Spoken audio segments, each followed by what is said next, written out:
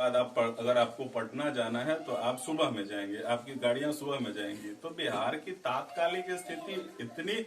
भयावह हो चुकी थी कि आम आदमी का जीना दुभर हुआ था। ये आपका योगदान था, आप सभी का योगदान था, आपका सम्मिलित प्रयास था और आपने उस सम्मिलित प्रयास के नतीजे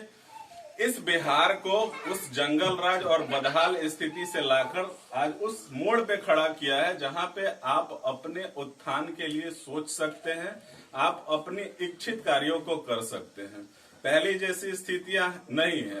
परंतु हमने एक उम्मीद के साथ उस समय सरकार भी बदली थी। सरकार इसलिए बदली थी कि लालू का जो जंगल राज था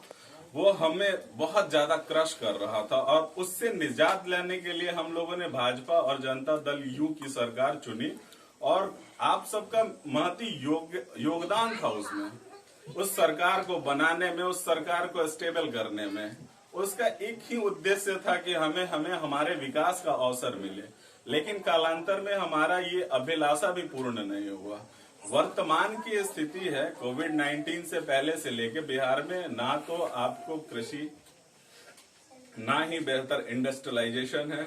ना ही बेहतर शिक्षा व्यवस्था है, ना ही रोजगार की व्यवस्था है, करप्शन चरम पे है। तो मानव के जो मूलभूत आवश्यकताएं हैं, भोजन, वस्त्र, आवास, शिक्षा और चिकित्सा, अगर सरकारें इन चीजों को भी पूरा नहीं कर सकती है तो जरूरत है बदलाव की, और वो बदलाव आप ही के द्वारा संभव होगा। पहले भी आपने एक परिवर्तन करा था और भविष्य में भी आप एक परिवर्तन करेंगे और उस परिवर्तन के वाहक आप सभी होंगे। जब नक्सल्स के खिलाफ आपकी मुहिम खड़ा हुई थी तो उस समय बहुत यंग, आज जैसे आप सभी छोटे भाई बैठे हुए हैं ना, बहुत लोग, इनकी उम्र उस समय 21 साल 20 साल थी जब इन्होंने संगठन ज्वाइन करा था। ऐसे बहुत सारे लोग होंगे जिनकी उम्र उस समय अंडर 30, अंडर 40 होगी, लेकिन उन सभी ने एक ऐसा सम्मिलित प्रयास किया जिस प्रयास का नतीजा था कि मुझसे आईबी का एक अधिकारी पूछा, इंटेलिजेंस ब्यूरो का, कि यार मैं ब्रह्मेश्वर मुखिया से तो नहीं मिल पाया, लेकिन मैं जानना चाहता था कि आखिर उस व्यक्ति में ऐसा क्या चीज था कि हम सरकार नक्सल्स आंदोलन को रोकने के लिए लाखों करोड़ खर्च करते हैं पूरे देश में।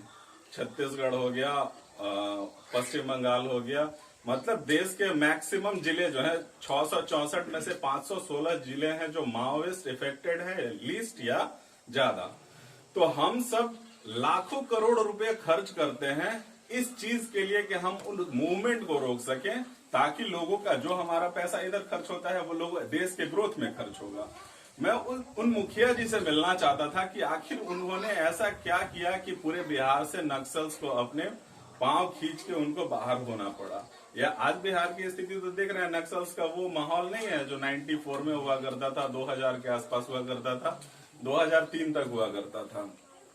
तो हम कहते हैं कि एक बार जब आपके सम्मिलित प्रयास ने बिहार को कहां से उठाकर कहां पहुंचा दिया, तो अब जरूरत है कि हमें एक बेहतर और नए बिहार को बनाने के लिए आप सभी को मिलकर आगे बढ़ना होगा। और जिस दिन हम एकीकृत हो गए ना, हम मिलकर, संगठन बहुत देरी बन रहे हैं, लेकिन बहुत देरी संगठनों का लक्ष्य अगर समाज हित होता तो आज हमारा समाज कहीं का कहीं खड़ा होता। लेकिन हम देखते हैं कि जरूर लोग आते हैं, समाज का नाम लेते हैं कि हम समाज के लिए कार्य कर रहे हैं, लेकिन वो अंततः कहाँ परिणत हो जाता है, स्वहित की तरफ अग्रसर हो जाता है। और जब तक हम स्वहित को नहीं छोड़ते हैं तब तक समाज हित की बात करना भी बेमानी होगी। तो हमने एक एकीकृत प्रयास करना है। और जैसा कि इन्होंने बहुत अच्छा चीज कहा कि शक्ति का विकेंद्रीकरण, अगर ताकत एक व्यक्ति में होगा तो हिटलर होगा, लेकिन अगर ताकत का बंटवारा हम ग्राम स्तर से लेकर केंद्रीय स्तर पर संगठन में विद्यमान रखते हैं तो वो संगठन प्रभावी होगा और विकास का अगुवा बनेगा।